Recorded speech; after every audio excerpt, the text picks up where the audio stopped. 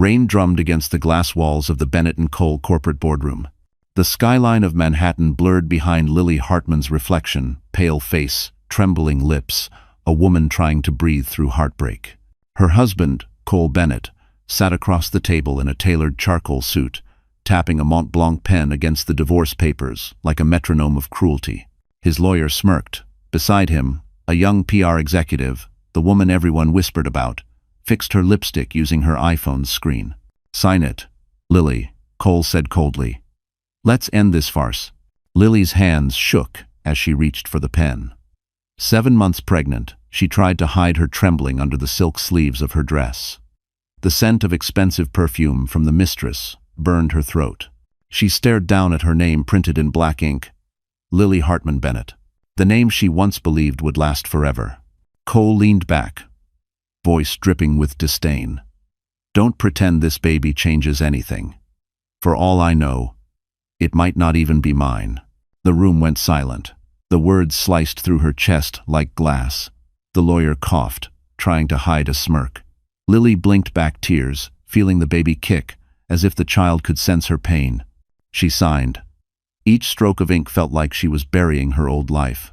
Cole pushed the papers to his side, glanced at his mistress, and whispered something that made her giggle. Lily rose from the chair, clutching her belly, and whispered, "You'll regret this." Cole's smirk deepened. "I doubt that." Outside, flashes erupted. Paparazzi catching the moment she walked out, drenched in rain, tears mixing with mascara. Manhattan watched, hungry for scandal. She tried to find her car, but her phone buzzed with a message from her bank. "Your account has been suspended." Her breath caught. Cole had frozen her finances. She stumbled onto the sidewalk, shivering, lost among yellow cabs and umbrellas. The city felt enormous, heartless. She pressed her palm to her stomach and whispered, "It's just us now." Lightning cracked above the skyline. Suddenly, a woman rushed toward her. Naomi Brooks, her old friend and lawyer. "Lily, don't faint. Someone's been trying to reach you all morning," Naomi shouted, steadying her. "Who?" Lily asked weakly. Naomi pulled a soaked envelope from her purse. "A man named Gus Hale. He says he's the executor of your mother's estate. He needs to meet you today, before midnight." Lily blinked, disoriented. "My mother's estate?" Naomi nodded, eyes wide. "He said it's urgent. Something about a will and a trust in your name." Rain poured harder, drowning out the city's noise. Lily stared at the envelope trembling in her hand. For the first time that day, a flicker of hope pierced through the storm. But as a black Mercedes parked nearby, a man inside snapped a photo of her and made a call. She signed it. Proceed to Phase 2. The next morning, Manhattan looked like it had washed itself clean. Sunlight spilled over Fifth Avenue, glinting off Tiffany windows and glass towers. But Lily Hartman sat in Naomi's small law office downtown, eyes swollen, hands clutching that damp envelope like it was the last lifeline she had. Naomi laid out 2 cups of Starbucks coffee. "Drink this. You look like you haven't slept in days." Lily tried to smile. "I haven't. Every time I close my eyes, I see his face when I signed those papers." Naomi sighed. "Cole's a shark. But if this Gus Hale guy is who he says he is, you might finally have something he can't take away."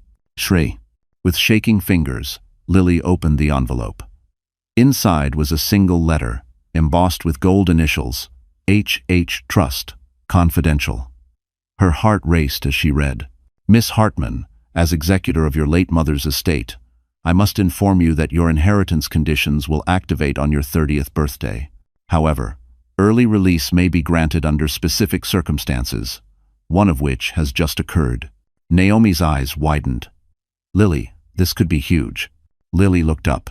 "But my mother died when I was 15. I thought she had nothing left." Naomi leaned closer. "Your mother was part of the Hartman family trust, right? That's Manhattan old money. Maybe she hid it to protect you." Before Lily could answer, Naomi's desk phone rang. "Naomi Brooks Law," she said, then frowned. "Yes, she's here." "Who's calling?" Her voice softened. "Mr. Hale?" "One moment." Naomi pressed speaker. A deep, steady male voice filled the room. "Miss Hartman, I'm Gus Hale. I handle the Hartman estate." You're the sole surviving heir. Lily froze. That can't be right. It's more than right, Gus said. But listen carefully. The trust can only transfer if you prove you're financially and emotionally capable of independent life. That means no spousal dependency, no shared assets, no psychological instability that could endanger the heirs. Naomi frowned. Heirs? As in, her children? Correct. Gus replied. If Miss Hartman can demonstrate full guardianship and mental stability within 12 months, the trust will activate in excess of $50 million in diversified assets. Lily nearly dropped the phone. 50 million? But before she could breathe, Gus added, Miss Hartman, someone else already knows. I received an anonymous inquiry this morning about your eligibility. My system was breached. Naomi's jaw tightened. Cole. Lily's heart pounded. He must have seen the letter. He'll try to prove I'm unstable, maybe even unfit to be a mother. Gus's tone grew grim. Then you must stay low profile. The trust's observers are watching. If you're seen as volatile, the board could freeze your claim. A silence hung heavy. Lily looked at Naomi, fear twisting her stomach. So if I break down, cry, or even get angry publicly, I could lose everything? Exactly, Gus said. You must show strength. And one more thing. You'll need a professional assessment of your well-being. I can recommend someone discreet. Naomi scribbled notes. We'll handle this. She just needs time and space. But before Gus hung up, his tone softened. Miss Hartman, your mother believed you'd rise when everyone expected you to fall. Don't let them be right about you. The line went dead. Lily stared out the window. Yellow cabs sliding past Dior and Cartier displays, the world moving like nothing had changed. Yet everything had. Naomi touched her shoulder. We'll fight smart, Lil. But first, we have to get you somewhere safe. Somewhere no one can find you. Outside, across the street, a man in a gray coat lowered his phone camera and walked away, murmuring into his earpiece. Phase 2 confirmed. Send it to Cole. And just like that, Lily realized she hadn't escaped. The game had only begun. By the time dusk settled over Manhattan, the city had turned into a river of headlights. Naomi drove her black Mercedes S-Class down Park Avenue, glancing at Lily through the rain-smeared windshield. Lily sat silently, one hand cradling her belly, the other gripping a crumpled tissue. You need to rest, Lily, Naomi said softly. We'll go to my apartment tonight. It's safer. Lily nodded, staring out the window. The glowing Cartier sign reflected on the glass, reminding her of Cole's promises, the diamond bracelet he once gave her, for being patient. Now, that same bracelet sat pawned in a downtown shop to pay her medical bills. Her phone buzzed. A new message flashed. You think you can hide? You're not fit to raise my child. Her chest tightened. Naomi, he knows. Naomi's knuckles whitened on the steering wheel. Ignore it. He's trying to push you over the edge. You heard what Mr. Hale said. They're watching. You can't show weakness. Lily pressed her hand against her stomach. I'm trying. But... She suddenly gasped. Naomi, the baby. The car lurched as Naomi slammed the brakes. Lily? Lily doubled over, pain slicing through her abdomen. Something's wrong. My stomach. Oh God. Naomi's instincts kicked in.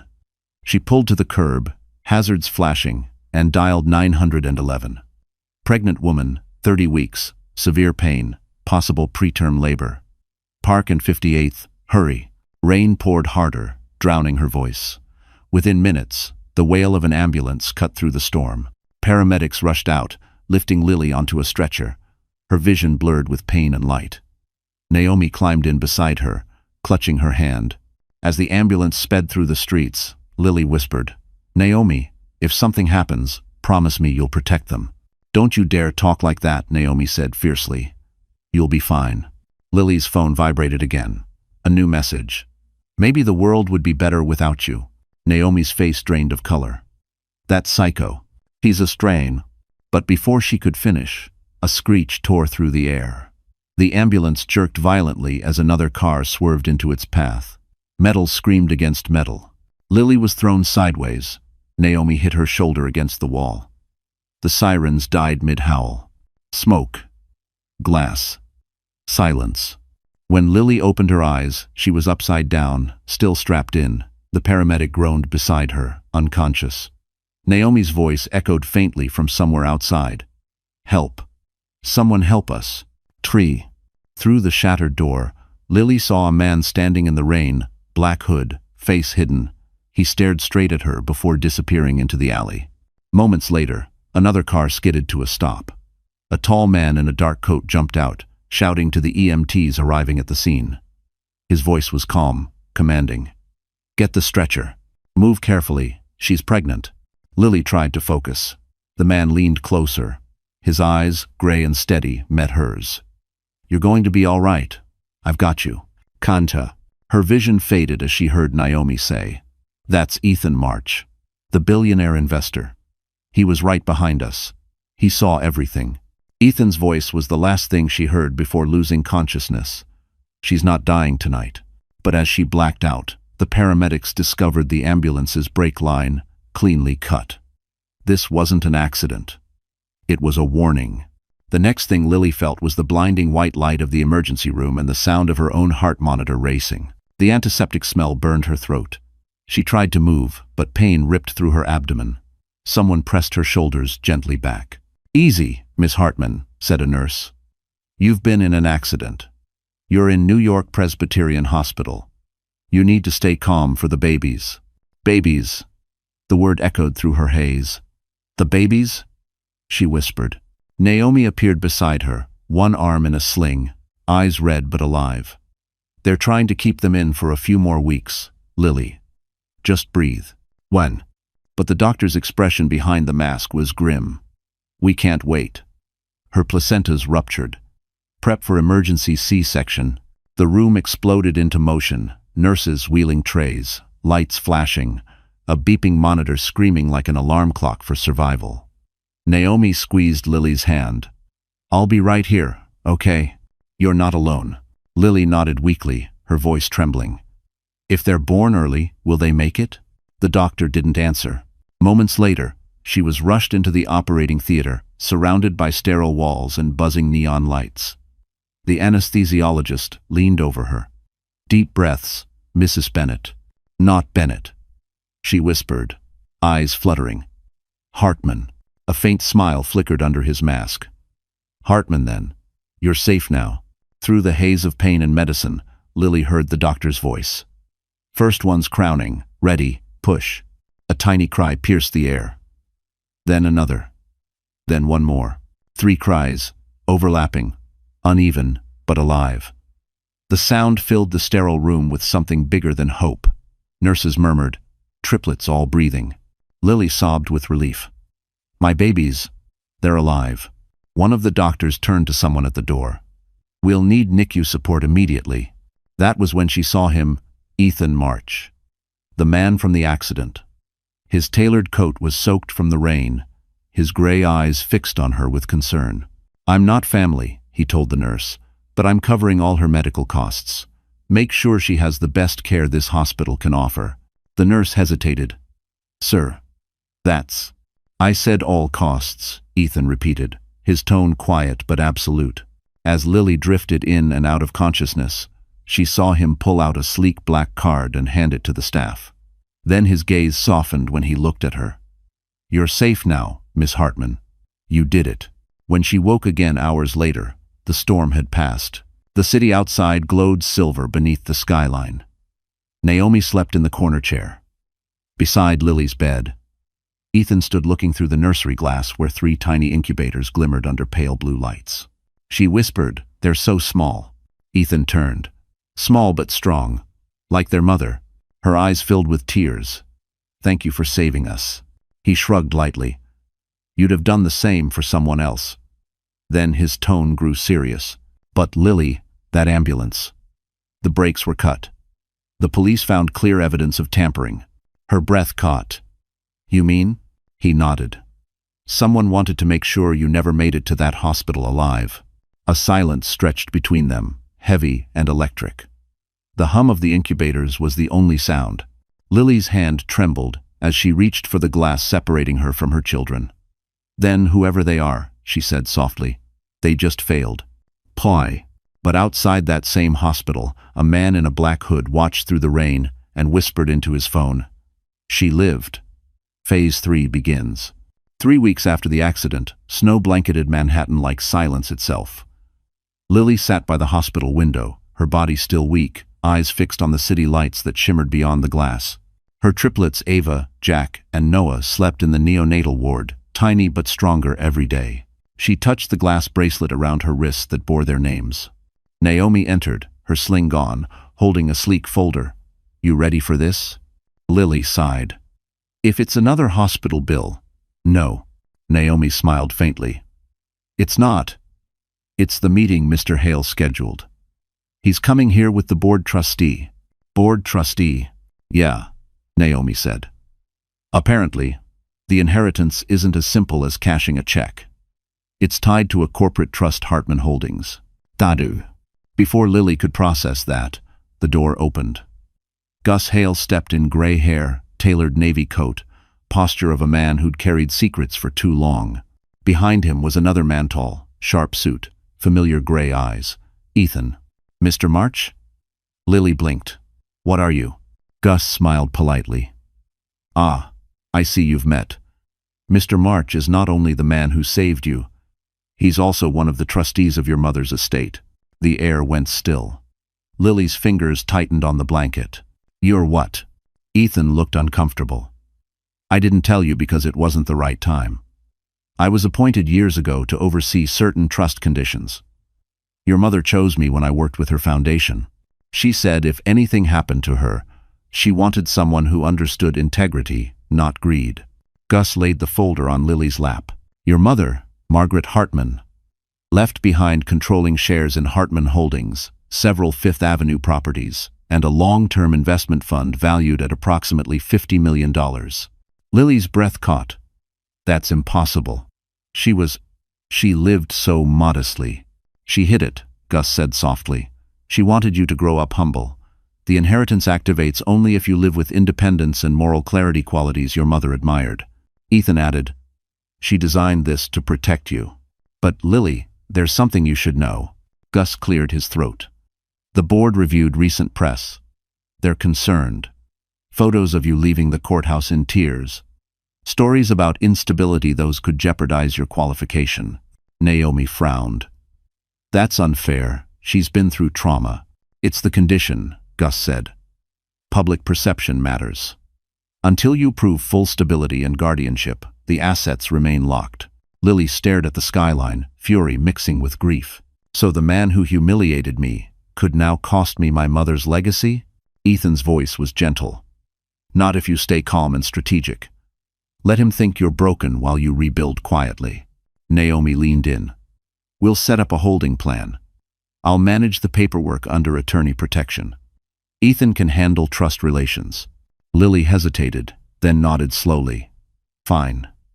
But if this trust is my mother's last wish, I won't let Cole destroy it too." Gus smiled. "Good. Because, Miss Hartman, you have more allies than you realize." Before leaving, Ethan handed her a small velvet box. Inside lay a delicate pendant, silver, engraved with a single word: courage. "She bought that for you before she passed," Ethan said. "I was supposed to give it to you when you were ready." Lily's eyes filled with tears. "I don't feel ready for anything." "You don't have to," Ethan replied. "You just have to begin." Par. But as they left, Gus received an encrypted email on his phone. Cole Bennett had filed a court motion, claiming Lily's mental instability endangered the triplets. The war had officially begun. Winter melted slowly into a soft, pale spring. 3 months after the hospital, Lily found herself standing on the porch of a cedar cottage in East Hampton, one of the smaller properties listed in her mother's trust. Waves lapped gently beyond the dunes, the air filled with the scent of salt and pine. For the first time in what felt like forever, there was silence. Inside, the cottage looked nothing like her old life with Cole. No marble floors, no sterile perfection. Just wooden beams, pale linen curtains, and a fireplace crackling beside a rocking chair where 3 bassinets stood in a row. Ava, Jack, and Noah slept soundly, each with a knitted cap Naomi had ordered from Etsy. Naomi, busy unpacking groceries, smiled. "I stocked you up. Diapers, formula, baby wipes, and decaf coffee. I know how you like it. Lily managed to smile. You shouldn't have done all this. Are you kidding? Watching you rise again is my favorite revenge. They laughed softly. It felt almost normal. But as Naomi left later that afternoon, Lily noticed a black SUV parked near the dunes. It stayed there for nearly an hour before disappearing. That night, when the babies finally slept, Lily curled on the couch with her Kindle, scrolling through Atomic Habits. She underlined a quote. Every action you take is a vote for the type of person you wish to become, she whispered to herself. Then I vote to be strong. Days turned into weeks. Each sunrise brought a new rhythm. Feeding, burping, writing in a journal. She recorded every detail. Ava's tiny laugh, Jack's stubborn kicks, Noah's quiet curiosity. Healing came in small doses, like the tide reclaiming sand.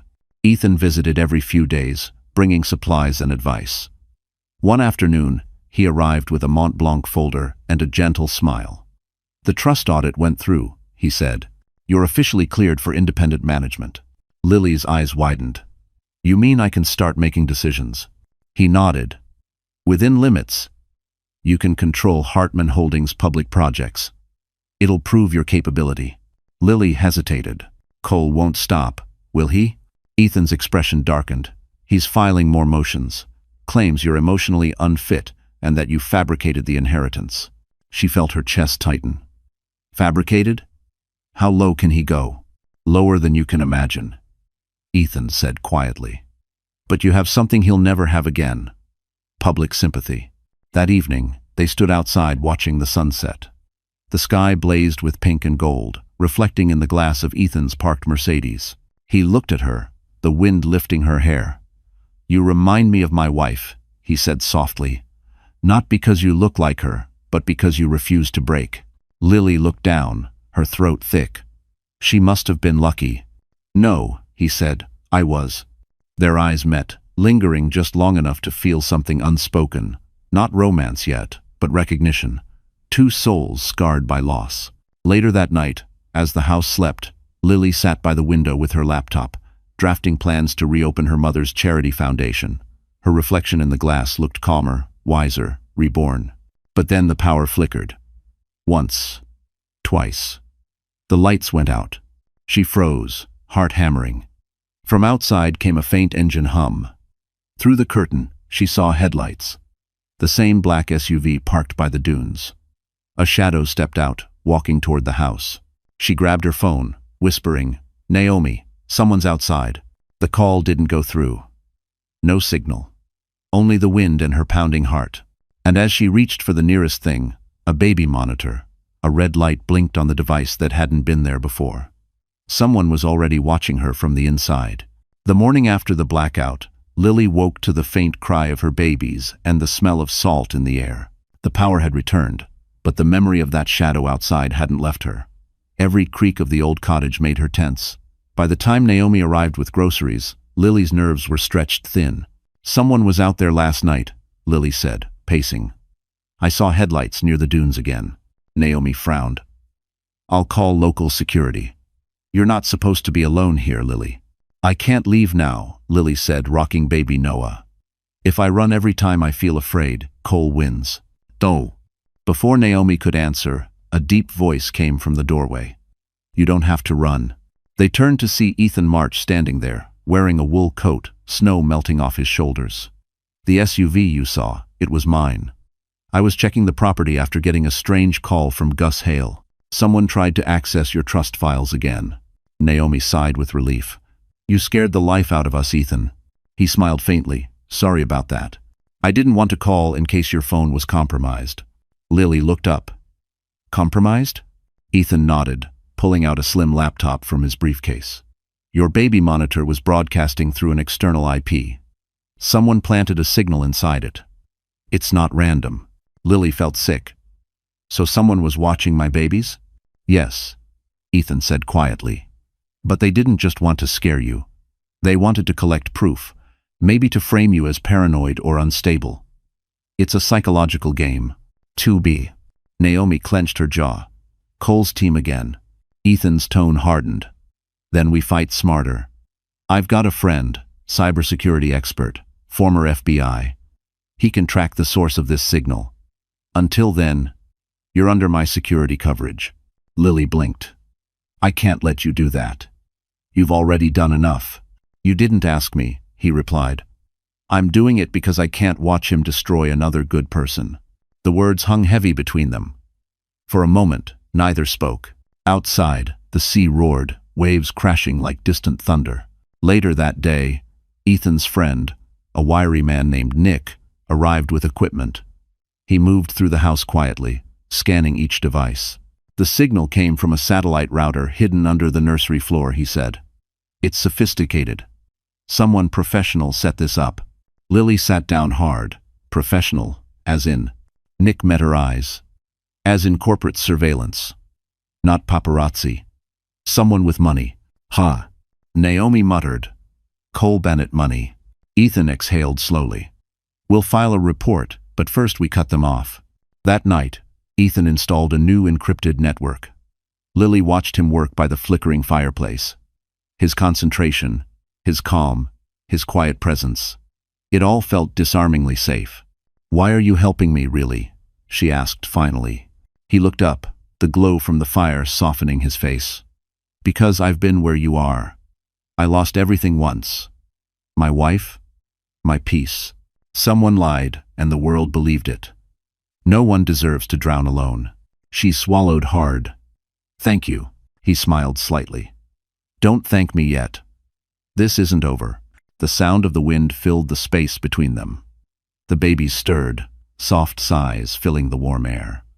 For the first time in months, Lily felt something she hadn't dared to feel: trust. Hours later, long after Ethan left, Lily stood at the window holding Noah. The stars above the Hamptons glimmered faintly. Then, across the dunes, she saw a small light blink twice, like a coded signal. Her blood ran cold. She whispered, Ethan, please tell me that's you. But miles away in Manhattan, Cole smiled at his phone screen as a live feed reconnected, her cottage once again visible through a new hidden camera. Phase 4 had just begun. By early summer, the Hamptons shimmered under sunlight. The ocean breeze carried a quiet promise of renewal. But Lily Hartman no longer trusted calm. She had spent weeks rebuilding firewalls around her devices, legal walls around her children. The fear hadn't disappeared, but it had transformed into something sharper: resolve. That morning, Ethan arrived with a Navy folder tucked under his arm. You've got your clearance, he said, placing it on the wooden table. The trust board approved your provisional management rights for Hartman Holdings. It's time to take your name back. Lily blinked. You mean I can actually run part of the company? He nodded. Not all of it yet. But you'll oversee community projects and PR. It'll prove your stability to the board and to the world. Naomi, joining by video call, clapped. This is your comeback arc, babe. Let's make it cinematic. Lily smiled for the first time in days. Where do I start? Ethan leaned forward. We'll set up an office space downtown. My firm can loan you staff until you recruit your own. Just stay visible, composed, professional. Let Cole underestimate you. 3 days later, Lily walked through the revolving doors of a Manhattan skyscraper, dressed in a cream suit and low heels. The lobby gleamed with marble and light. It wasn't just a building, it was her mother's legacy reclaimed. She took the elevator to the 32nd floor, heart racing as the doors opened to a glass-walled office with sweeping views of the city. A young assistant handed her a Mont Blanc pen. Miss Hartman, the contracts for the Midtown renovation are ready for your signature. Miss Hartman. The name felt powerful again. She signed, steady and sure. By noon, Ethan dropped by to check on her progress. How does it feel? She smiled faintly. Like breathing after being underwater too long. They spent the afternoon reviewing proposals, their heads bent over spreadsheets glowing on MacBook screens. Outside, the skyline stretched endless and brilliant. But just as Lily began to believe things were turning around, Naomi's call came through, voice tight. We've got a problem. Cole filed for joint custody, and he's petitioned the court to evaluate your mental fitness. He's claiming you're delusional, that you staged the surveillance. Lily's pulse spiked. He's insane. We have evidence. Evidence doesn't matter if public opinion turns, Naomi interrupted. He's hired a PR firm. They're already feeding gossip blog stories about your emotional breakdowns. Ethan's jaw clenched. Then we hit back smarter. Facts, not outrage.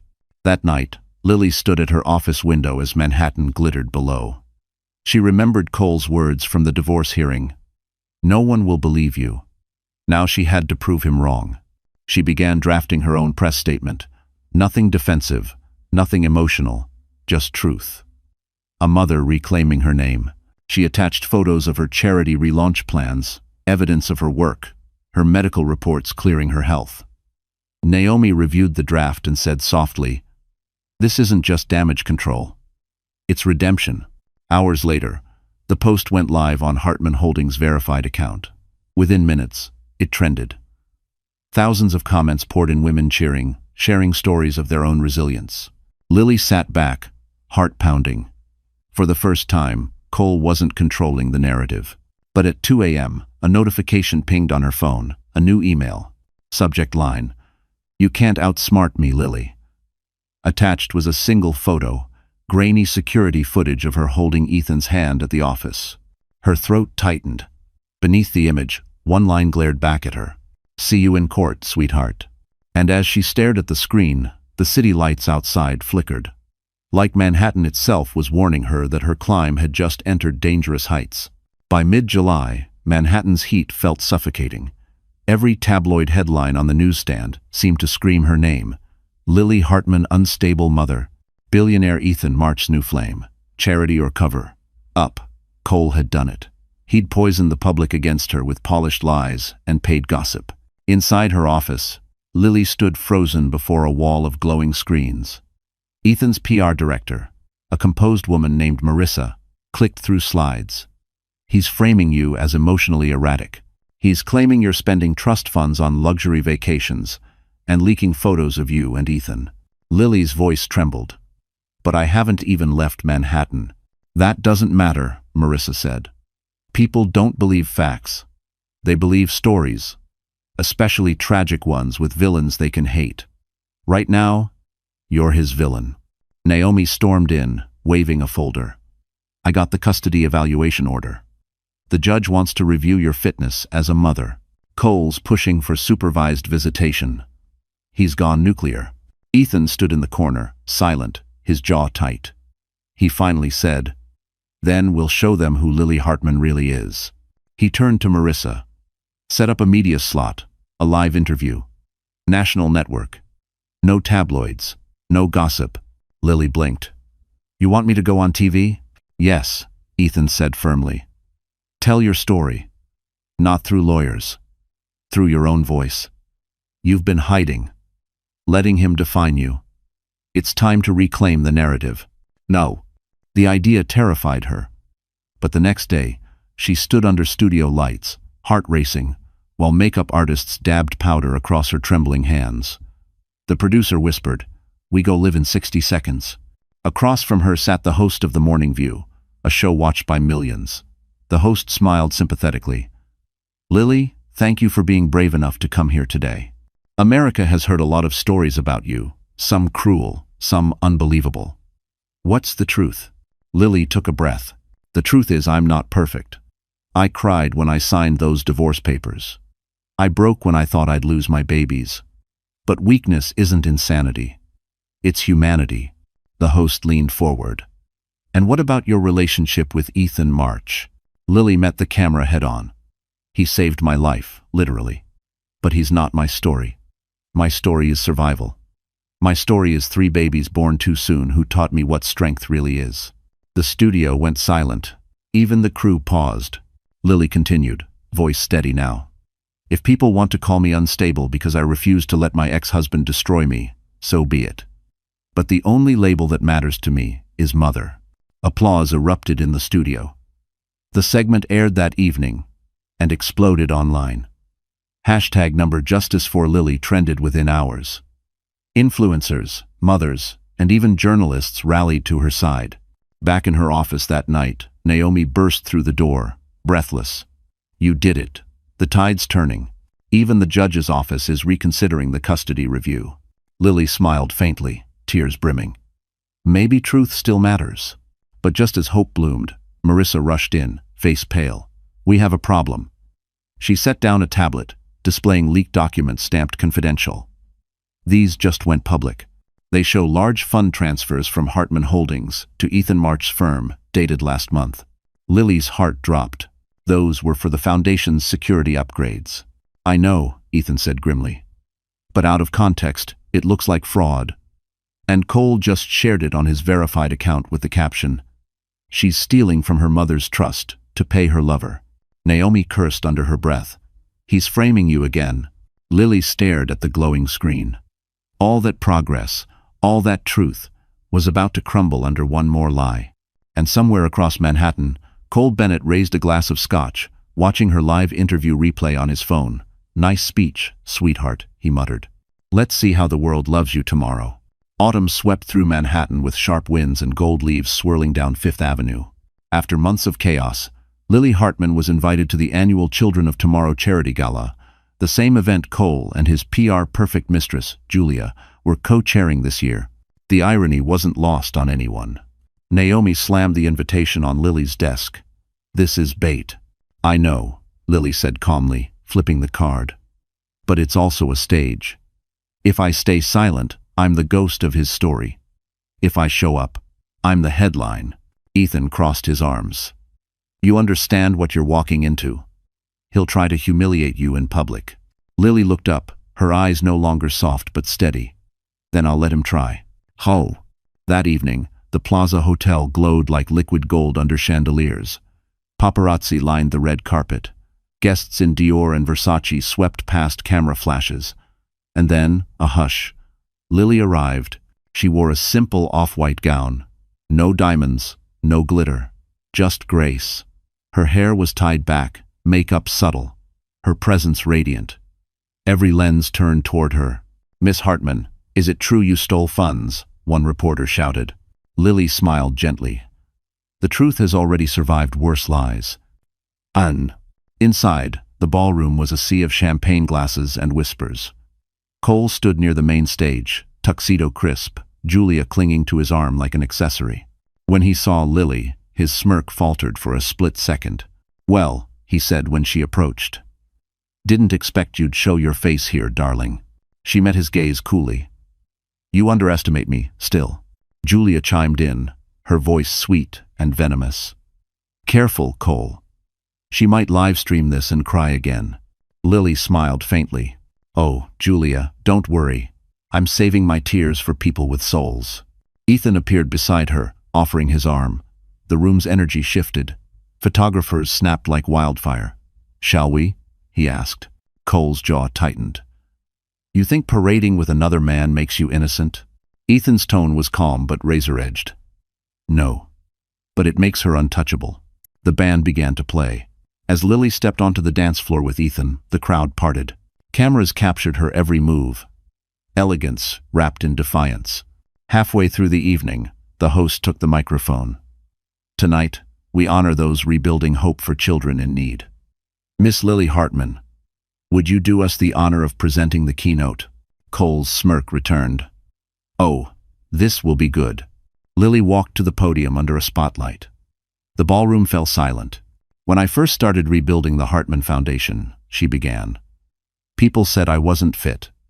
Too emotional, too broken. But maybe broken people understand need better than anyone. Tonight, I'm not here to prove my worth. I'm here to honor those who never gave up, even when the world called them unworthy." Applause rippled through the room. Cole's expression hardened. Then, as if timed by fate, Naomi appeared near the back, phone in hand, whispering urgently to Ethan. She'd just received something in email from an anonymous sender. A file. Ethan scanned it and froze. He leaned toward Lily as she stepped down from the podium. "We've got him," he whispered. "What?" She breathed. "The wire transfers Cole used to frame you, traced back to his own offshore account. He sent them." Her eyes widened. "You're sure?" Naomi nodded from across the room.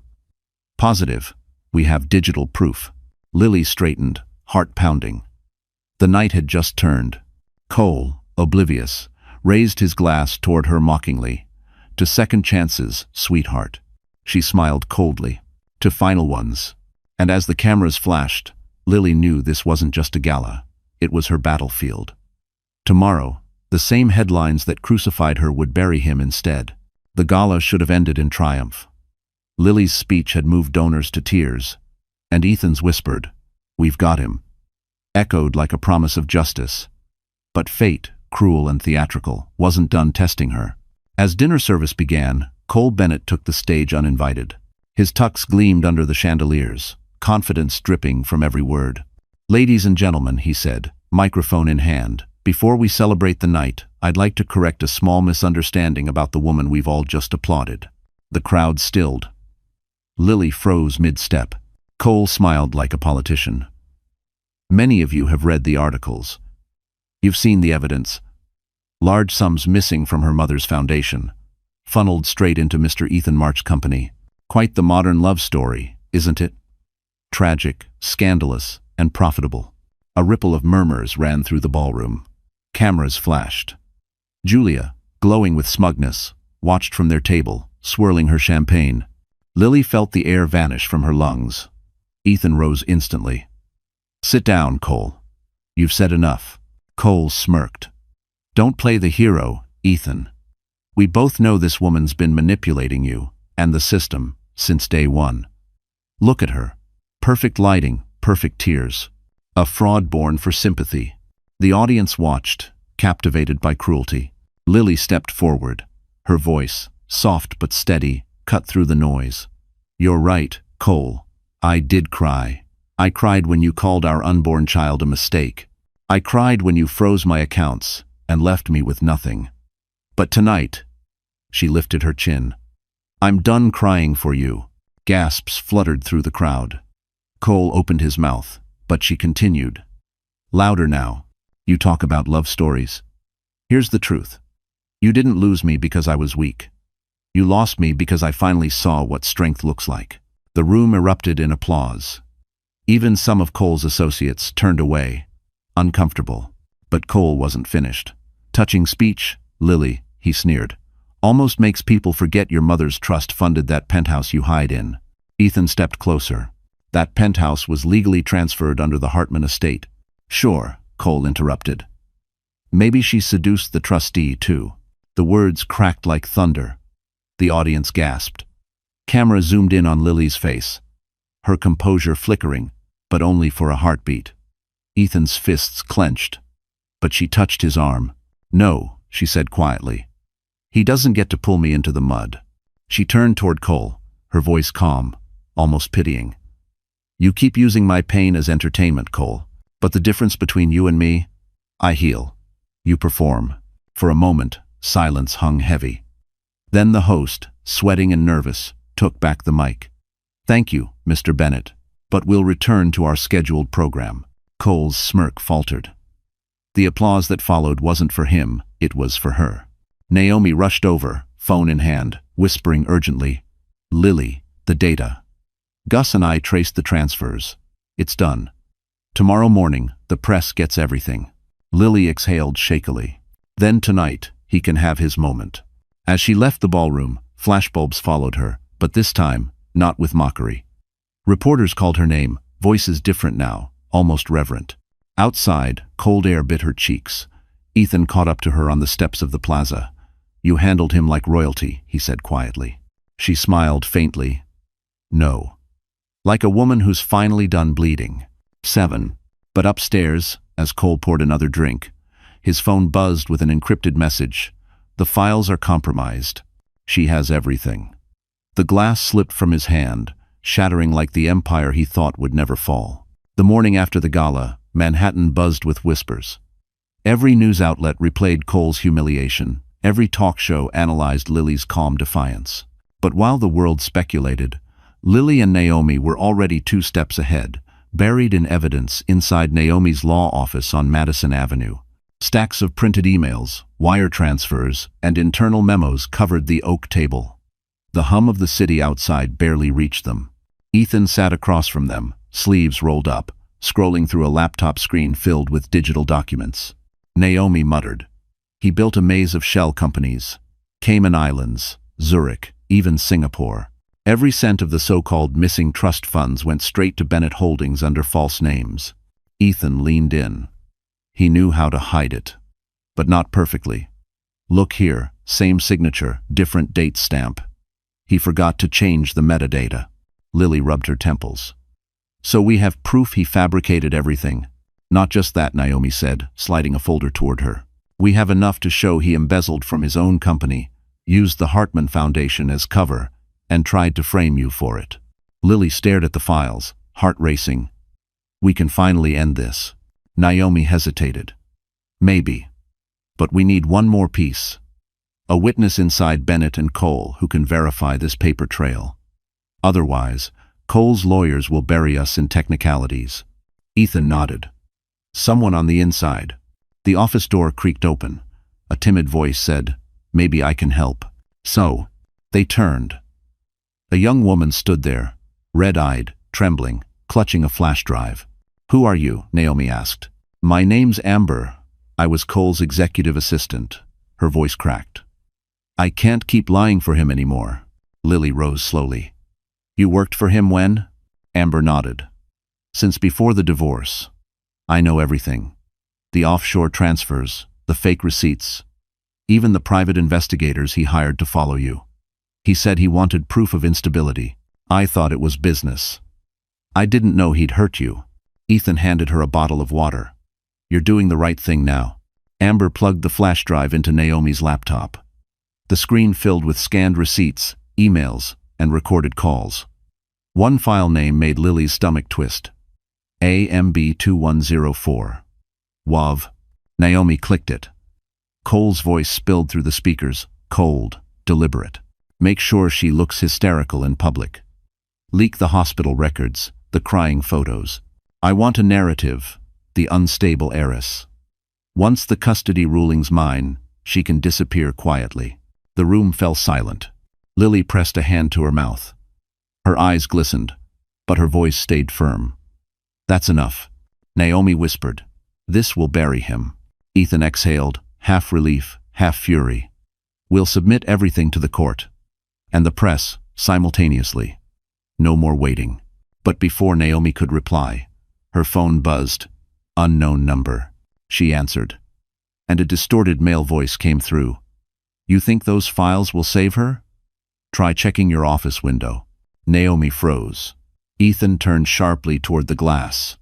Across the street, a man in a dark jacket stood on a rooftop, camera lens glinting under the morning sunday. Ethan yanked the blind shut. "He knows we have the files." Naomi grabbed her bag. "We need to move now. The original evidence stays with me. You two go separate routes." "On." Lily's pulse hammered as Ethan took her arm and led her down the back stairwell. Outside, horns blared, the city pulsing like adrenaline. Ethan's car waited at the curb. As they sped through traffic, he said, "Once this goes public, there's no going back." Lily looked out the window, her reflection merging with the skyline. "Good," she said softly. "I'm not going back." "Say." But as they disappeared into the chaos of Manhattan, a black SUV followed at a steady distance. And inside it, Cole watched their every turn, whispering, "Let them run. The next move is mine." Rain hammered the glass walls of the downtown safe house as if echoing the chaos outside. Ethan's security team had moved Lily, the babies, and Naomi there after Amber's flash drive exposed everything. The world outside didn't yet know the truth, but inside that room, it was about to detonate. Amber sat at the dining table, shaking, a paper cup of coffee trembling in her hands. She looked years younger, without the corporate polish of Cole's office. Guilt weighed heavy in her eyes. "I should have spoken up sooner," she said quietly. "But Cole made everyone sign NDAs. He threatened to ruin anyone who crossed him." Naomi nodded. "You're safe now. The FBI's cyber division confirmed the metadata matches Cole's transfers. But your testimony will make it airtight." "When?" Amber's eyes filled with tears. "He recorded everything, including me. He made me lure you into traps, Miss Hartman. Remember the fake email from your doctor about postpartum evaluations? That was me. I was ordered to send it." Lily's breath hitched. "You. Why?" Amber shook her head, sobbing. Because I needed the money to pay my brother's medical bills. But then he told me, if you broke down in public, I'd get a bonus. He wanted photos of you crying. I didn't know he'd go this far. Ethan crossed his arms, his expression grim but composed. You're doing the right thing now, Amber. And that's what matters. Naomi set her laptop on the table. We'll record an official statement tonight, time-stamped and notarized. It'll be submitted to the court first thing tomorrow. Amber wiped her eyes. I have something else. She pulled a small envelope from her purse. This arrived at Cole's office the day after your car crash. I wasn't supposed to open it, but curiosity won. It's a receipt. Ritz-Carlton, Midtown. Room 1412. Paid by C. Bennett 2 hours before your ambulance was hit. Lily froze. The night of the crash. Naomi's jaw clenched. That's evidence of premeditation. Ethan leaned closer. That's attempted murder. For a moment, the only sound was the storm outside. Lily stared at the receipt, her heartbeat thundering. He tried to kill me, she whispered. Amber nodded. And when he found out you lived, he said, Phase 3 begins. I didn't know what it meant then. Now I do. Naomi's phone buzzed. She glanced down and swore. Cole just filed an injunction, claiming we hacked his servers. He's going on offense. Ethan's jaw tightened. Let him. Once this hits federal court, his empire collapses. Amber's voice trembled. He won't stop quietly. He has people, dangerous ones. His head of security, Mason. He's not just a guard. He's ex-private intel. Lily rose from her chair, fire replacing fear. Then I stop hiding. Tomorrow, we release everything. Every file, every call, every bank transfer. He wants a war? Fine. But he'll lose in front of the entire world. Ethan met her eyes. If we do this, there's no protection left. He'll come after you personally. I don't care, Lily said. He's taken everything but my dignity. I won't let him take that too. Lightning flashed through the window, cutting across her determined face like a blade of light. Naomi exhaled. Then tomorrow, we make history. No. Amber looked up. I'll testify in court, whatever it takes. Lily stepped closer, gently squeezing her hand. You're brave, Amber. You broke his spell. That's how monsters die. When the people they control find their voice. But as thunder cracked above the city, no one noticed the black sedan parked across the street, headlights dimmed. Inside, Mason watched through binoculars, murmuring into his comms, target confirmed. Orders remain the same. Eliminate the witness before morning. Halder. By dawn, the sky over Manhattan was a sheet of bruised gray. Lily stood in front of the courthouse in a navy dress, her hair pinned back, the faint tremor in her hands hidden inside her coat pockets. It wasn't just a custody hearing anymore. It was war. Cole Bennett had called in every favor, every lie, every manipulative charm he had left. Inside, the courtroom buzzed with cameras and whispered gossip. Cole sat at the defense table, polished and smug. Julia at his side. He gave Lily that same grin he'd worn the day she signed her divorce papers. Confident. Cruel. Certain she would break again. But she didn't. She took her seat beside Naomi and Ethan, spine straight, eyes unwavering. The judge entered, a stern woman known for her zero tolerance for theatrics. Case number 18-3462, the bailiff announced. Bennett versus Hartman. Custody hearing and fraud counterclaim. Cole's attorney rose first, slick and rehearsed. Your Honor, my client seeks sole custody on the grounds that Miss Hartman exhibits psychological instability and financial misconduct, both proven by her erratic behavior and the leaked transfers from her trust. Lily clenched her jaw, but stayed silent. Naomi whispered, Don't react. Wait for our turn. Then, it was Naomi's move. She stood, voice steady. Your Honor, we have evidence showing those very transfers originated from Mr. Bennett himself, designed to frame my client. We also have a recorded confession from his assistant and forensic proof of data tampering. The courtroom erupted in murmurs. Cole's smugness flickered. The judge frowned. You have this evidence ready to present? Naomi nodded. Yes, Your Honor. Including testimony from Miss Amber Lewis, former executive assistant to Mr. Bennett. Cole's attorney scoffed. The same assistant who's under investigation for data theft? Convenient witness. Naomi smiled thinly. Perhaps, but we also have a federal subpoena validating her files and her physical presence here today. The judge nodded. Proceed. Amber, pale but determined, took the stand. Her voice trembled only once. Mr. Bennett ordered me to falsify records and leak personal photos of Miss Hartman to the press. He also paid private contractors to interfere with her medical and financial records. Cole jumped to his feet. Lies. She's being paid to say this. Sit down, Mr. Bennett, the judge warned. Amber continued, voice firmer. He told me, quote, she's too fragile to survive another scandal. One more push, and she'll collapse. Gasps filled the room. Lily blinked back tears but stayed composed. Naomi handed the judge a USB drive.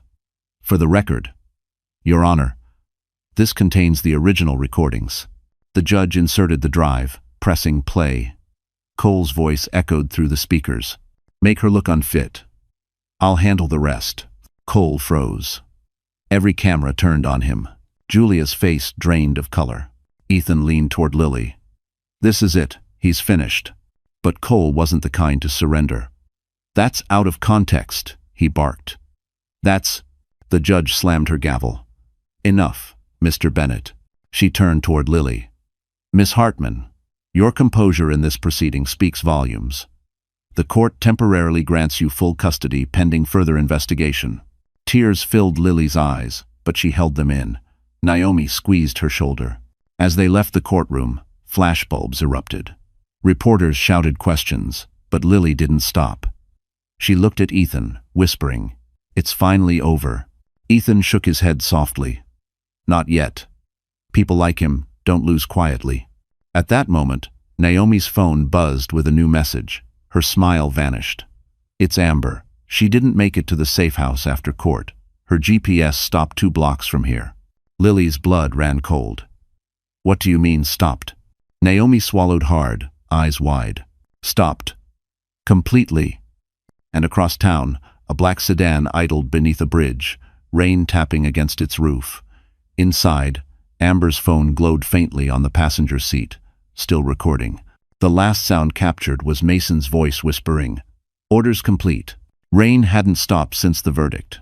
It fell in slow, relentless sheets over Manhattan, washing the city in cold silver. For Lily Hartman, it wasn't victory that filled her chest, it was sorrow. Amber Lewis, the one woman brave enough to speak the truth, had been found dead in what police called a car accident. Everyone knew it wasn't an accident, but proving it was another story. Lily stood at the window of her Upper West Side penthouse, holding Noah in her arms while the twins slept nearby. Naomi's voice on speaker was sharp, furious. The NYPD's calling it a brake malfunction. No witnesses. No camera angles. Just another statistic. Pi, Lily whispered. He's silencing anyone who helps me. Ethan's voice came through next, calm but steel-edged. Then we stop playing defense. We don't just prove he's guilty, we dismantle his legacy. Lily turned, her reflection hardening in the glass. How? By building yours, Ethan said. 2 weeks later, the Hartman Foundation for Single Mothers launched with quiet grace in a midtown boardroom. The logo was simple, 3 small stars, 1 for each of her children. The event wasn't flashy. No red carpet, no champagne, just purpose. Lily stood at the podium, wearing a tailored black dress and no jewelry except her mother's silver pendant. Today, she said, voice steady despite the tremor in her heart, we're creating something that can't be bought or broken. Dignity, opportunity, safety for women who've been silenced. The small crowd erupted in applause. Cameras clicked, not tabloid cameras this time, but real journalists. The kind who reported courage, not scandal. After the event, a reporter approached. Miss Hartman, your ex-husband declined to comment on the ongoing investigation. Do you have anything to say to him? Lily smiled faintly. Yes. Thank you for teaching me how much strength silence can hide. The next day, the headlines shifted. Lily Hartman turns pain into power. From victim to visionary. Cole's PR empire began to crack. Investors pulled out of Bennett Holdings. Clients canceled contracts. His mistress, Julia, was photographed leaving his penthouse with suitcases. But Cole didn't crumble quietly. That evening, he appeared live on a business network, his voice measured, his mask flawless. "This is a witch hunt," he said. "My ex-wife is manipulating tragedy for fame. I pity her." Ethan watched from his office, jaw tightening. He's using sympathy as a weapon again. Lily, sitting nearby, didn't flinch. "Then let's use truth as ours." 1. She opened a folder marked Project Reclamation, a collaboration between her foundation and Gus Hale's firm. Together, they were reclaiming properties Cole had fraudulently tied to his company. Each asset returned under the Hartman name was another nail in his coffin. Within a month, her foundation's impact spread across the city. Billboards read, "Dignity is not negotiable, Hartman Foundation." Donations poured in from women who saw themselves in her story. Even the district attorney took notice, reopening Cole's financial fraud case under public pressure. Still, late at night, when the lights dimmed and the baby slept, Lily felt the ache of Amber's absence. She'd light a candle by the window and whisper, "You didn't die for nothing." One evening, Ethan stopped by with takeout and news. The DA's freezing his accounts. They're raiding Bennett Holdings tomorrow. Lily met his eyes. "Tomorrow? Yes. You'll need to stay out of sight. Once he knows you're behind this, he might try something desperate." Lily nodded slowly. "Let him. I've lived through desperate before." She turned back to the window as Manhattan glowed beneath the rain, her reflection layered over the skyline. For the first time, her life wasn't defined by fear, it was defined by purpose. But somewhere in the shadows, Cole watched the breaking news with a glass of whiskey and a loaded plan. "If she wants to destroy my name," he muttered, "I'll burn hers with mine." For the first time in years, Lily Hartman woke up without fear. The morning sun spilled across her kitchen like gold. The smell of coffee, the sound of giggles from the nursery life, felt real again. Ethan March was sitting at her breakfast bar, sleeves rolled up, feeding Jack mashed bananas, while Ava and Noah played on the floor.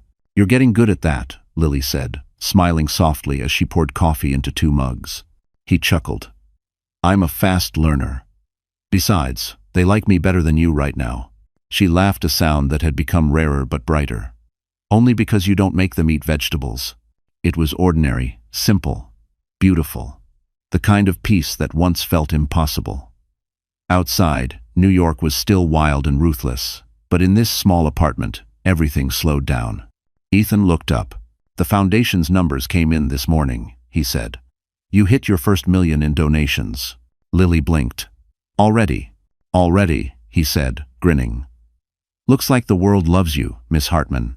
She shook her head, emotion tightening her throat. "They don't love me, Ethan. They love the story. They love survival." He tilted his head. "And you are survival." For a moment, their eyes held 2 souls forged by loss, now orbiting the same light. Lily looked away, heart fluttering. "You should eat before it gets cold." He smiled, but didn't move. "You still don't see it, do you?" "See what?" she asked softly. "That you've already won. You're not just surviving anymore, you're living." His words settled over her like warmth. But before she could respond, Naomi burst through the door, phone in hand. "The DA raided Bennett Holdings. It's on every channel." Lily's pulse spiked. "Already?" Naomi nodded, breathless. "They found everything: offshore accounts, fraudulent shell companies, even proof he bribed auditors. Cole's empire is crumbling." Ethan exhaled, relief mixing with caution. "He'll lash out before he falls. Stay inside today. Security's doubling shifts." Lily nodded, hugging Naomi. "Thank you for everything." Naomi smirked. "Don't thank me yet. I like my victories with champagne." As Naomi left, the apartment fell quiet again. Lily sat down beside Ethan, watching sunlight dance across his face. "When this is over," she said quietly, "what happens then?" He looked at her for a long moment. "Then you finally get to choose a life, not one built from fear or survival, but peace. Whatever that means for you." Her chest tightened. "And you?" "I'll still be here," he said, "if you want me to be." Silence filled the space between them, heavy and tender. Then a cry from the nursery broke the moment. Lily stood, smiling through her tears. "Looks like someone's awake." She disappeared into the nursery, lifting Noah into her arms. The baby giggled, tugging at her hair. "You're safe now," she whispered. "All of us are." That evening, they all had dinner together, Ethan, Lily, and the triplets. No business talk, no court filings, no ghosts. Just laughter, pasta, and candlelight. Ethan told stories about his late wife, about grief, about how healing doesn't erase pain but transforms it. Lily listened, feeling something shift inside her, a fragile, glowing peace. As the night deepened, she found herself standing by the balcony, looking at the city lights. Ethan joined her quietly, offering a glass of wine. "To what?" she asked, clinking her glass against his. "To second chances," he said. She smiled, eyes glistening. "And to finally feeling safe." For a moment, there was nothing but the hum of Manhattan below and the heartbeat of something new between them. But far across the city, inside a penthouse filled with empty bottles and shattered pride, Cole Bennett watched their photo on a gossip site and whispered, "Enjoy your safety, Lily, because peace doesn't last forever." By late autumn, the air in Manhattan carried the kind of chill that made the city feel sharper, cleaner, like the truth finally cutting through years of lies. News of Cole Bennett's downfall dominated every headline. Bennett Holdings under federal investigation. Ex-CEO, accused of fraud, embezzlement, and witness tampering. Lily stood on her balcony that morning, coffee in hand, wrapped in Ethan's oversized sweater. She watched helicopters hover above downtown where federal agents were raiding Cole's offices. For the first time, the city didn't scare her. Ethan stepped beside her, phone pressed to his ear. "Yes, Gus. Keep the Hartman Foundation separate from the fallout. We don't want the headlines crossing over." He ended the call and turned to her. "It's official. The SEC froze all his assets. His empire's done." Lily exhaled, her breath misting in the cold air. He built everything on lies. It was only a matter of time before it collapsed. Ethan nodded. "Time and you." That same morning, Cole Bennett arrived at his office to find chaos. Agents swarmed through the marble lobby, seizing computers and files. His assistant wouldn't meet his eyes. Cameras flashed from the street as reporters shouted questions. "Mr. Bennett, are you aware of the federal indictment? Did you embezzle from your own shareholders?" Cole forced a smile, slipping into his Mercedes with the calm arrogance of a man who refused to believe he'd lost control. But when his driver didn't move, he snapped. "Well, drive." The driver turned. It was Mason. The bodyguard's jaw was tight. "We need to talk." Cole's eyes narrowed. "About what?" "The deal's off," Mason said quietly. "You promised me protection, not a prison sentence." "The feds came to my apartment last night." Cole's temper flared. "You think you're innocent? You followed orders. My orders. That makes you guilty too." Mason stared straight ahead. "I recorded everything. If I go down, you go down first." Cole lunged for him, but Mason shoved him back against the seat. "You should have paid me what you owed, boss." He opened the door and disappeared into the street, leaving Cole fuming and alone. Back in her apartment, Lily received the call from Naomi. "It's happening. Cole's facing 37 charges. They're freezing his accounts worldwide. He'll lose everything." Lily sat quietly, her children playing on the carpet nearby. "Everything but his conscience," she murmured. "Assuming he still has one." Naomi said dryly, "I'll see you at the press conference tomorrow. The DA wants you there." That night, Cole stumbled into his penthouse, dark, empty, silent. Julia was gone. His phone rang. The caller ID read Ethan March. He hesitated, then answered. Ethan's voice was calm, almost pitying. "You should turn yourself in, Cole. It's over." Cole laughed bitterly. "You always wanted her. Don't pretend this was about justice." "This was never about her," Ethan said. "It was about who you chose to become." "Pies." Cole's eyes burned with rage. "You think you've won? She'll never be clean again. The world forgets fast, Ethan. And when they're bored of her redemption story, she'll be the villain again. You'll see." The line went dead. Cole hurled his phone across the room. An hour later, the lights of his penthouse flickered as he poured a final drink. The city stretched before him like a glittering lie. He walked to the balcony, wind slicing across his face. Cameras below caught the image. The fallen billionaire staring at the skyline that once worshipped him. Meanwhile, in Lily's apartment, Ethan turned on the TV. The breaking news banner flashed. Cole Bennett resigns as CEO amid scandal, facing criminal charges. Lily closed her eyes, whispering, "Justice doesn't need vengeance. It just needs truth." She turned toward her children, who were asleep in their cribs, and tucked the blanket around them. But across town, as Cole stepped back from his balcony railing, his last words drifted into the night. "If I'm going down, I'm taking her story with me." And somewhere, deep inside the dark, a spark of danger still flickered. The morning of the press conference, Manhattan pulsed with tension. Reporters gathered in front of the courthouse, their cameras trained on the podium flanked by American flags. Headlines had already declared the storm. Cole Bennett indicted on 37 counts of fraud and conspiracy. But what everyone really waited for was Lily Hartman, the woman who had brought the empire to its knees. Inside the courthouse lobby, Lily adjusted her black blazer, her hands trembling slightly. Ethan placed a reassuring hand on her shoulder. "You don't owe them a show," he said quietly. "You just owe them the truth." Jai. Naomi, flipping through her legal notes, added, "And remember, this isn't just about Cole. It's about every woman who's been silenced by men like him." Lily met her reflection in the glass door, not the frightened wife from months ago, but a survivor, a mother, a name no longer tainted. "Then let's finish this," she said. The doors opened. Flashes exploded like lightning. The crowd surged forward. Lily stepped to the podium, Ethan and Naomi standing behind her. The hum of murmurs died down as she faced the sea of lenses. "Good morning," she began. "For over a year, my life has been torn apart by lies, not just personal, but corporate. Today, justice begins to rebuild what deceit destroyed." She held up a folder marked Hartman Foundation records. "Every cent in my mother's trust has been accounted for.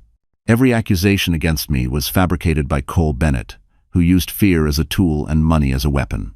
A reporter shouted, "Ms. Hartman, do you have proof?" "Yes," she said, voice unwavering.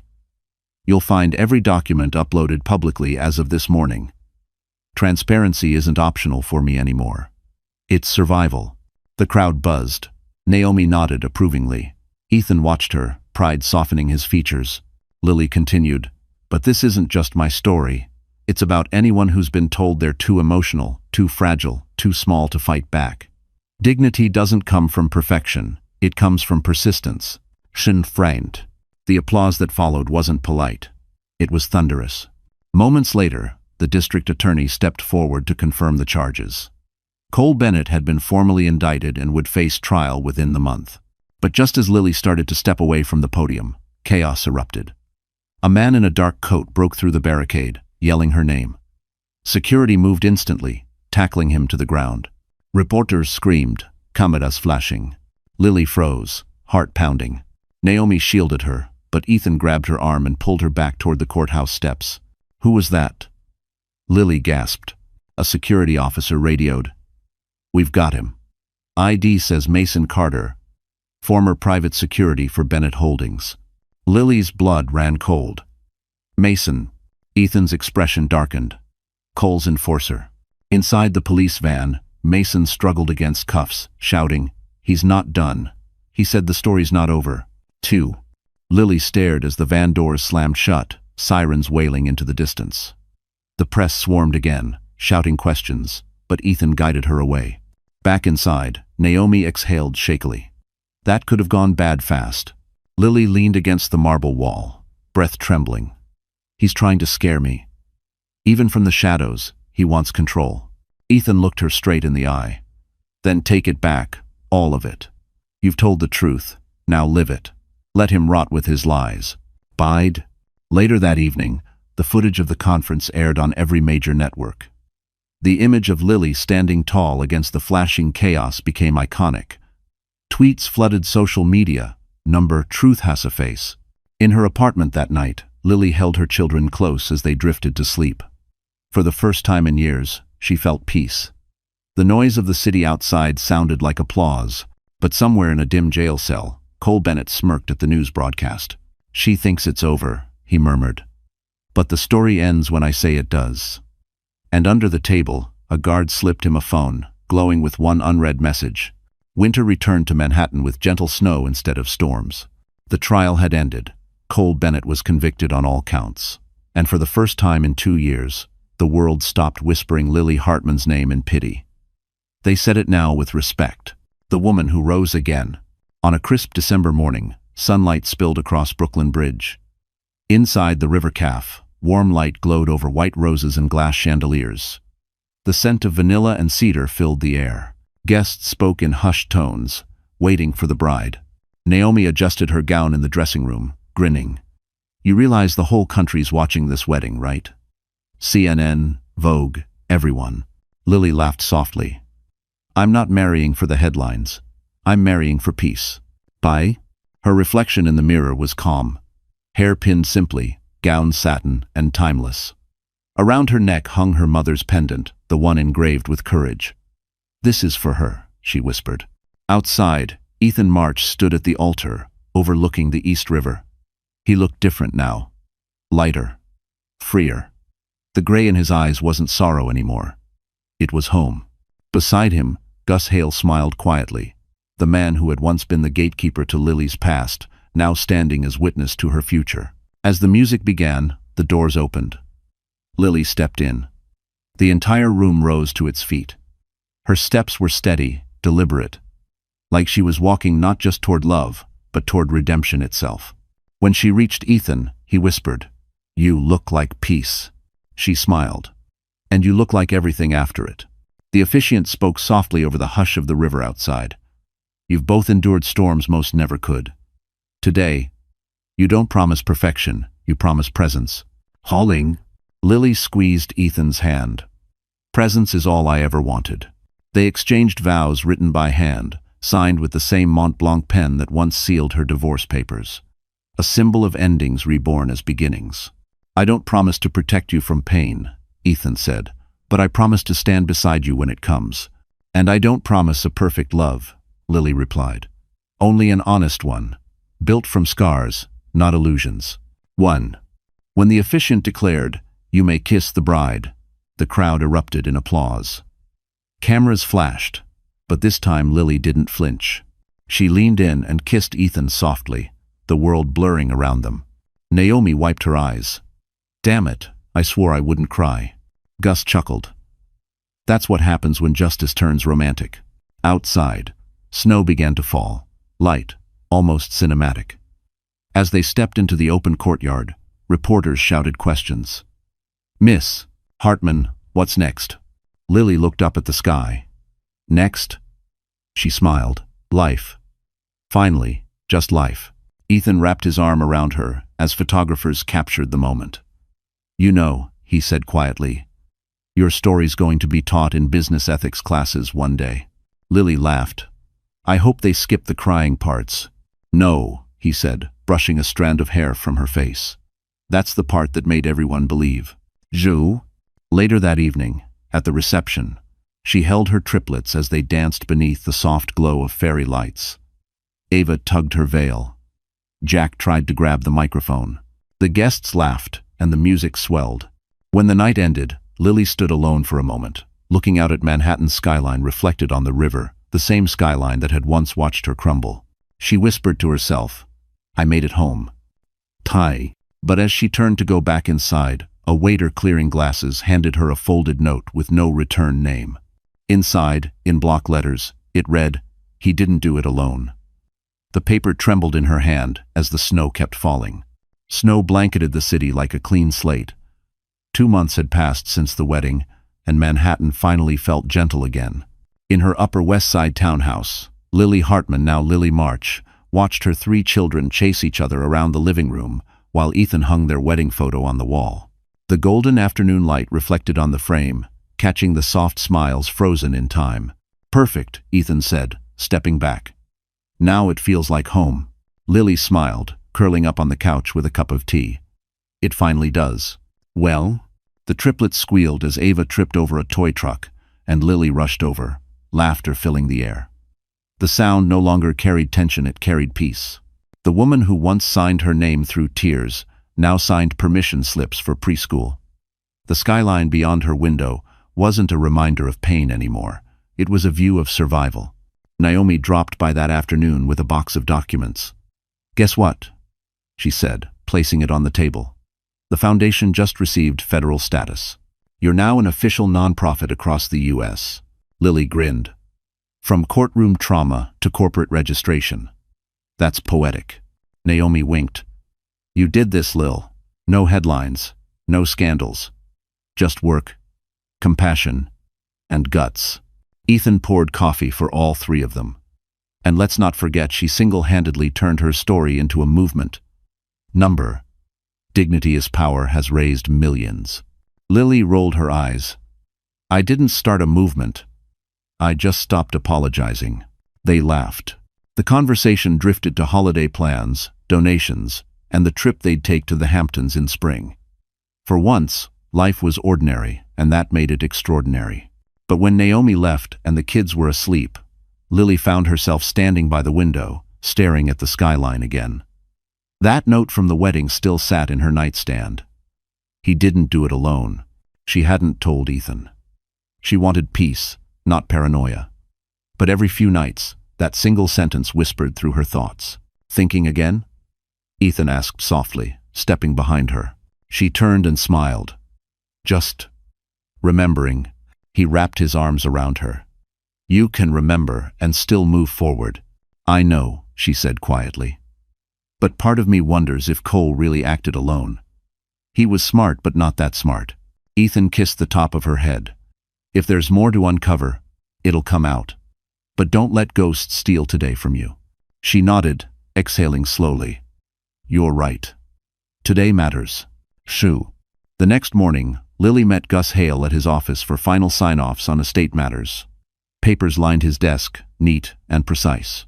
"Everything looks good," he said, adjusting his glasses. "Except for one small item, an anonymous deposit to the trust fund 6 years ago.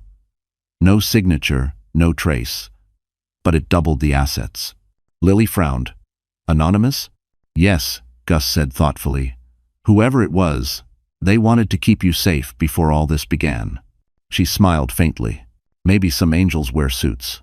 By evening, the townhouse glowed with laughter and warmth. Ethan was reading to the kids by the fire. Lily folded blankets nearby. The world outside was cold, but inside, life was soft again. As the fireplace crackled, she opened her journal and wrote, "To the woman, I was the day I signed those papers. You were broken, but you still walked away. That's courage. You lost everything, and somehow you found yourself. You're home now." She closed the journal and looked at her family, the only ending she ever needed. The camera of life, if it were a movie, would have pulled back then. Manhattan glowing like a constellation, snow falling slow and endless, children's laughter echoing softly through the windows. But as the credits of peace rolled quietly across the skyline, a final image lingered: a man in a gray coat standing across the street, watching the townhouse lights flicker. He smiled faintly and whispered, "Phase 2, complete." Then he vanished into the snow. Trollvt conten try.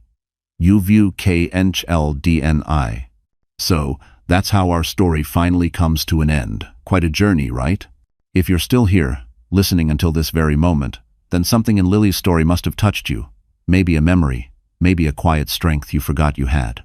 Life breaks us in ways we don't always understand. But as Marcus Aurelius once wrote, "The obstacle is the way." Every fall, every heartbreak, every betrayal becomes the very path that shapes us. Lily's journey wasn't just about revenge or success.